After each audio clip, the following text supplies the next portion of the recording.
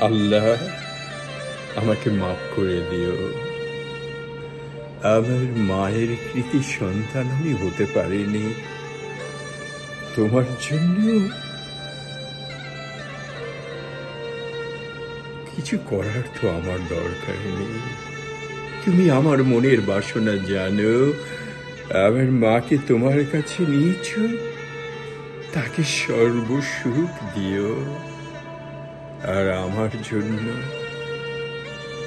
ক্ষমাটাই প্রাপ্তি।